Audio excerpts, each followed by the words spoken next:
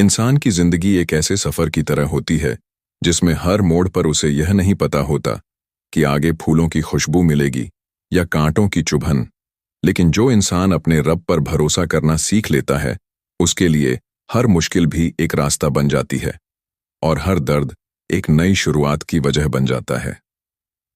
यह कहानी है आरिफ की, जो सहरपुर नाम के एक पुराने कस्बे में रहता था, जहां तंग गलियों में धूल उड़ती थी, शाम होते ही चिराग जल उठते थे और लोगों के दिलों में आज भी रिश्तों की गर्माहट बाकी थी। लेकिन उसी कस्बे के एक कोने में एक ऐसा घर भी था जहां मोहब्बत नहीं बल्कि लालच और जुल्म बसता था। आरिफ की उम्र 23 साल के आसपास थी। लंबा कद, गेहुआ रंग, आंखों में अजीब सी मासूमियत और चेहरे पर ऐसी शांति जैसे उसने कभी किसी से नफरत करना सीखा ही ना हो। लेकिन उसकी यह सादगी उसकी मजबूरी बन चुकी थी, क्योंकि उसके अपने ही उसे सबसे ज्यादा तकलीफ दे रहे थे। उसके वालिदैन का साया उसके सिर से तब उठ गया था जब वह सिर्फ 10 साल का था। पीछे छोड़ गए थे एक छोटा सा मकान और कुछ यादें। लेकिन वह मकान भी ज्यादा दिनों तक उसका नहीं रहा, क्योंकि उसके चाचा सलीम ने चालाकी से उस घर पर कब्जा कर लिया और आरिफ को उसी घर के एक पुराने अंधेरे कमरे में रहने पर मजबूर कर दिया, जहां ना हवा ढंग से आती थी और ना रोशनी। उस कमरे की दीवारें सीलन से भरी थीं और छत से टपकता पानी उसकी हालत का मजाक उड़ाता था।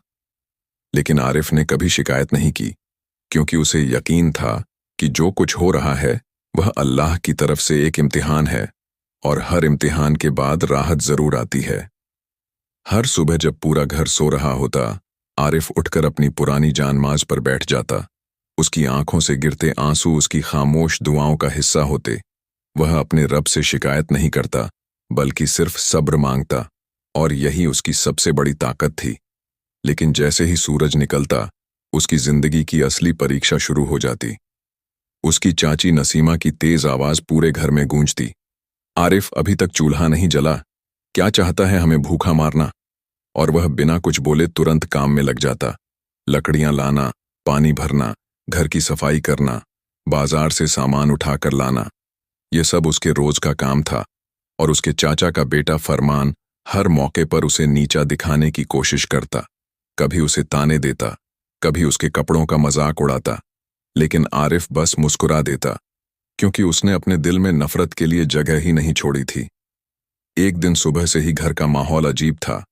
दोपहर होते होते फरमान गुस्से में घर में दाखिल हुआ और जोर जोर से चिल्लाने लगा कि उसका पैसों से भरा बटुआ गायब हो गया है। उसकी आंखों में गुस्सा था और आवाज में इल्जाम, और बिना एक पल सोचे उसने सीधे आरिफ की तरफ उंगली उठा दी। यह जरूर इसने चुराया है, इसके अलावा इस घर में और कौन है जो इतना गिर सकता है? आरिफ एक पल के लिए सन्न रह गया। उसने धीरे से कहा कि उसने कुछ नहीं किया, लेकिन उसकी आवाज में वह ताकत नहीं थी जो इल्जामों के शोर को दबा सके। चाची नसीमा ने भी बिना कुछ सोचे उसे चोर कह दिया और गुस्से में उसका सामान बाहर फेंक दिया। चाचा सलीम ने भी बिना जांच किए फैसला सुना दिया कि वह अब इस घर में नहीं रहेगा। उस पल आरिफ के दिल में दर्द की एक लहर उठी, लेकिन उसने फिर भी कोई बहस नहीं की, क्योंकि उसे यकीन था कि उसका रब उसकी सच्चाई जानता है। उस रात आसमान पर काले बादल छाए हुए थे और हल्की बारिश शुरू हो चुकी थी। आरिफ अपने फटे हुए कपड़ों में, हाथ में सिर्फ एक छोटा सा थैला लिए उस घर से बाहर निकल आया जो कभी उसका अपना था। उसने आखिरी बार पीछे मुड़कर देखा, लेकिन वहां अब उसके लिए कुछ भी नहीं बचा था। सिर्फ यादें थीं और एक गहरा सन्नाटा। वह बिना दिशा के चलता रहा, भीगी हुई गलियों से गुजरता हुआ कस्बे के आखिरी किनारे तक पहुंच गया, जहां से आगे एक सुनसान रास्ता शुरू होता था, जो एक बड़े रेगिस्तान की तरफ जाता था। लोग कहते थे कि वहां जाना मौत को दावत देने जैसा है, लेकिन उस वक्त आरिफ के पास खोने के लिए कुछ भी नहीं था। ठंडी हवाएं उसके चेहरे से टकरा रही थीं, बारिश की बूंदें उसके बदन को भिगो रही थीं, और रात का अंधेरा उसके आसपास फैलता जा रहा था। लेकिन उसके कदम रुक नहीं रहे थे, क्योंकि उसके दिल में एक अजीब सा यकीन था कि यह रास्ता चाहे जितना भी खतरनाक हो, यह उसे कहीं न कहीं जरूर पहुंचाएगा। वह चलते चलते रेगिस्तान की रेत पर पहुंच गया। चारों तरफ सन्नाटा था, सिर्फ हवा की आवाज और उसके कदमों की आहट। थोड़ी देर बाद उसे ऐसा महसूस हुआ जैसे कोई धीमी आवाज उसे पुकार रही हो, जैसे कोई दर्द में हो।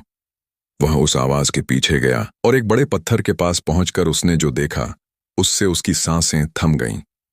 वहां एक छोटा सा हिरण फंसा हुआ था।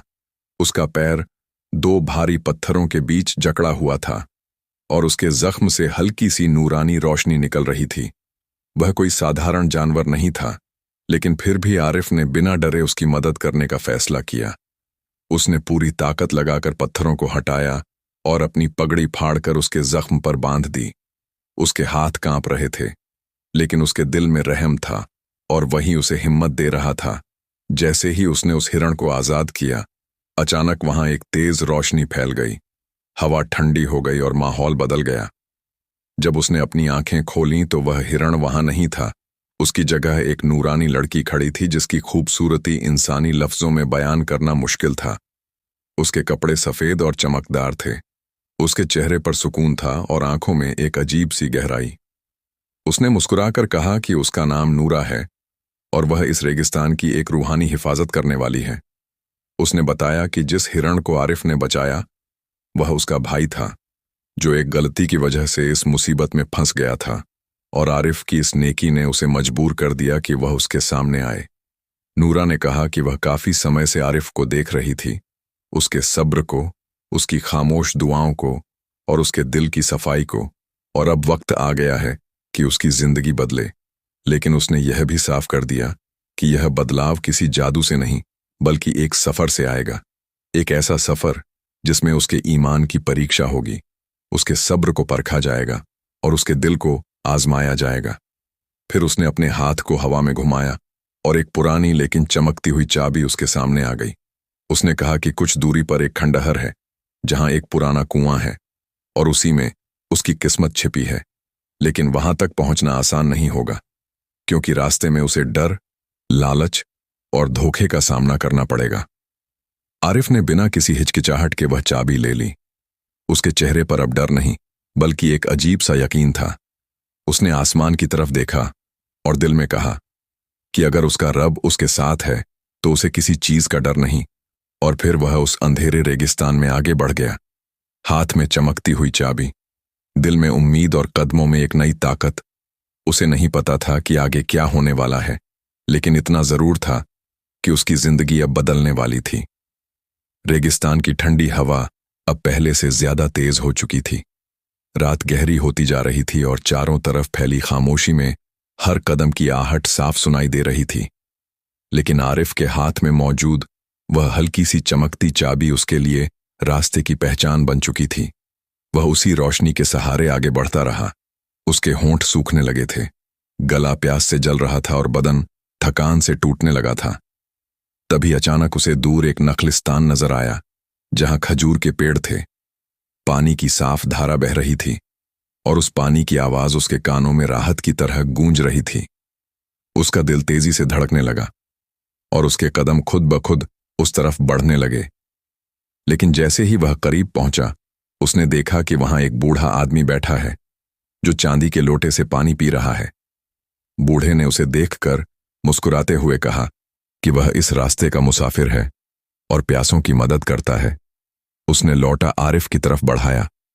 आरिफ का हाथ पानी की तरफ बढ़ा, लेकिन उसी पल उसके दिल में नूरा की बात गूंज उठी कि रास्ते में धोखे होंगे। उसने गौर से देखा तो पाया कि उस बूढ़े का कोई साया नहीं था।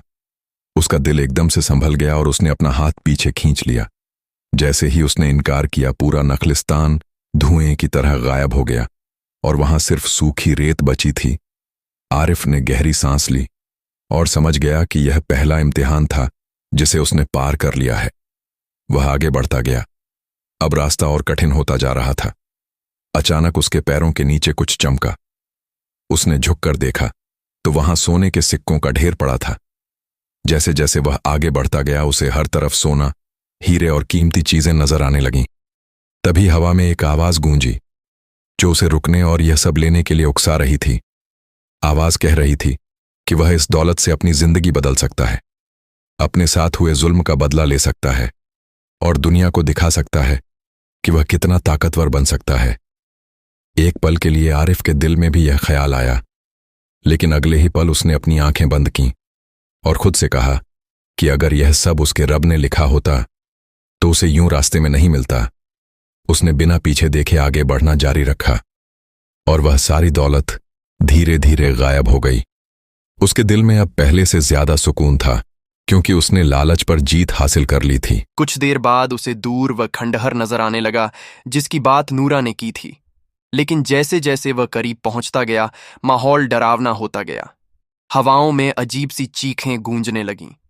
उसे ऐसा महसूस हुआ जैसे कोई उसके पीछे चल रहा हो। अचानक उसके सामने काले साए उभरने लगे, जिनकी आंखें अंगारों की तरह जल रही थीं। उन्होंने उसे डराने की कोशिश की और कहा कि यह जगह मौत की है और यहां से कोई जिंदा वापस नहीं जाता। आरिफ का दिल जोर जोर से धड़कने लगा, लेकिन उसने खुद को संभाला। उसने आंखें बंद कीं और अपने रब को याद किया। उसके अंदर का डर धीरे धीरे खत्म होने लगा और वह उन सायों के बीच से बिना रुके गुजर गया। जैसे ही उसने डर को अपने ऊपर हावी नहीं होने दिया, वे सारे साए गायब हो गए और रास्ता साफ हो गया। आखिरकार वह उस पुराने कुएं के पास पहुंच गया। कुआं बहुत गहरा और अंधेरा था। उसके चारों तरफ टूटी हुई दीवारें और खामोशी थी। आरिफ ने वह चमकती चाबी निकाली और कुएं के किनारे बने एक छोटे से छेद में लगा दी। जैसे ही उसने चाबी घुमाई, जमीन कांप उठी और कुएं के अंदर से रोशनी निकलने लगी। धीरे धीरे सीढ़ियां बनती चली गईं जो नीचे की तरफ जा रही थीं। आरिफ ने हिम्मत जुटाई और नीचे उतरने लगा। हर कदम के साथ उसका दिल तेजी से धड़क रहा था, लेकिन उसके अंदर एक अजीब सा सुकून भी था। नीचे पहुंचकर उसने देखा कि वहां एक बड़ा कमरा था जिसमें पुरानी किताबें, नक्शे और एक मेज पर रखा एक संदूक था। जैसे ही उसने संदूक खोला, उसके चेहरे पर हैरानी छा गई, क्योंकि उसमें सोना या हीरे नहीं बल्कि एक साधारण मिट्टी की हांडी और एक पुरानी सी कलम रखी थी। तभी नूरा उसके सामने फिर से प्रकट हुई और उसने मुस्कुराते हुए कहा कि यही उसका असली खजाना है। उसने बताया कि यह हांडी कभी खाली नहीं होगी अगर वह इसे दूसरों के लिए इस्तेमाल करेगा, और यह कलम लोगों के दिलों को बदलने की ताकत रखती है। अगर वह सच्चाई और भलाई लिखेगा। आरिफ को उस पल समझ आ गया कि असली दौलत वह नहीं जो चमकती है, बल्कि वह है जो लोगों के काम आती है। उसने पूरी ईमानदारी से इस जिम्मेदारी को स्वीकार किया। 3 दिन बाद वह वापस सहरपुर लौटा तो उसने देखा कि कस्बे की हालत खराब थी। सूखा पड़ा था, लोग भूखे थे और हर तरफ मायूसी फैली हुई थी। उसने उसी दिन से लोगों को खाना खिलाना शुरू कर दिया।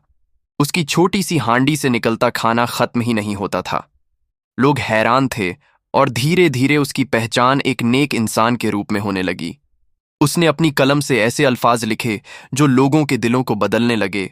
झगड़े खत्म होने लगे और लोग एक दूसरे की मदद करने लगे। इसी बीच उसके चाचा सलीम और फरमान की हालत बिगड़ चुकी थी। उनका सारा पैसा खत्म हो गया था और वे मजबूरी में उसके पास आए। पहले उन्होंने उसे बदनाम करने की कोशिश की, लेकिन सच्चाई सामने आ गई और लोग उनके खिलाफ हो गए। उस वक्त आरिफ के पास मौका था बदला लेने का, लेकिन उसने उन्हें माफ कर दिया और यही उसकी सबसे बड़ी जीत थी। उसकी इस दरियादिली ने लोगों के दिलों में उसकी इज्जत और बढ़ा दी। कुछ समय बाद एक चालाक जादूगर कस्बे में आया जिसने लोगों को लालच देकर आरिफ के खिलाफ करने की कोशिश की। उसने जमीन से सोना निकालकर लोगों को अपने पास खींच लिया। कुछ लोग लालच में आ गए और आरिफ को छोड़ दिया, लेकिन जल्द ही वह सोना जहरीले कीड़ों में बदल गया और लोगों को अपनी गलती का एहसास हुआ। जादूगर ने गुस्से में आरिफ पर हमला किया, लेकिन नूरा की रूहानी ताकत ने उसे रोक दिया और वह हार कर भाग गया। लोगों ने फिर से आरिफ पर भरोसा किया और समझ गए कि असली दौलत सोना नहीं बल्कि सच्चाई और सुकून है। वक्त के साथ आरिफ की शोहरत दूर दूर तक फैल गई और कस्बे के बुजुर्गों ने उसे अपना रहनुमा बना लिया, क्योंकि उन्होंने देखा कि वह सिर्फ लोगों का पेट ही नहीं बल्कि उनके दिल भी भर सकता है। उसने जिम्मेदारी मिलने के बाद भी सादगी नहीं छोड़ी। उसने अपने चाचा और फरमान को भी अपने पास रखा और उन्हें इंसानियत का मतलब सिखाया। उसके फैसलों में हमेशा इंसाफ होता था और उसके दरवाजे हमेशा गरीबों के लिए खुले रहते थे। धीरे धीरे सहरपुर एक ऐसा कस्बा बन गया जहां कोई भूखा नहीं सोता था और हर दिल में सुकून था। साल गुजरते गए और आरिफ बूढ़ा हो गया, लेकिन उसका दिल वैसा ही रहा। एक दिन उसने लोगों को इकट्ठा किया और कहा कि उसकी हांडी और उसकी कलम सिर्फ तब तक काम करेंगी जब तक लोग उन्हें दूसरों के लिए इस्तेमाल करेंगे। अगर उन्होंने उन्हें सिर्फ अपने लिए रख लिया तो वे साधारण चीजें बन जाएंगी। उसके बाद उसने आंखें बंद कीं और एक सुकून भरी मुस्कान के साथ इस दुनिया को अलविदा कह दिया। लेकिन उसकी कहानी वहीं खत्म नहीं हुई, क्योंकि उसने लोगों को यह सिखा दिया था कि असली ताकत सब्र में है, असली जीत माफ करने में है और असली दौलत इंसान के किरदार में होती है। और यही उसकी सबसे बड़ी विरासत बन गई। अगर आपको यह कहानी दिल को छू गई हो और आपको इससे कुछ सीखने को मिला हो तो इसे यहीं खत्म मत होने दीजिए। अगर इस कहानी ने आपके दिल को छुआ है, अगर आपको लगा कि सब्र और सच्चाई सच में इंसान की किस्मत बदल सकते हैं, तो इस वीडियो को यहीं खत्म मत होने दीजिए। ऐसी ही दिल को छू जाने वाली, सीख देने वाली और जिंदगी बदल देने वाली कहानियों के लिए हमारे चैनल को अभी सब्सक्राइब करें, ताकि आप कोई भी नई कहानी मिस ना करें। वीडियो पसंद आया हो तो एक लाइक जरूर करें, क्योंकि आपका एक लाइक हमें और मेहनत करने की ताकत देता है। और कमेंट करके जरूर बताएं आपको कहानी का कौन सा हिस्सा सबसे ज्यादा दिल को छू गया। आपका हर एक सपोर्ट हमारे लिए बहुत कीमती है।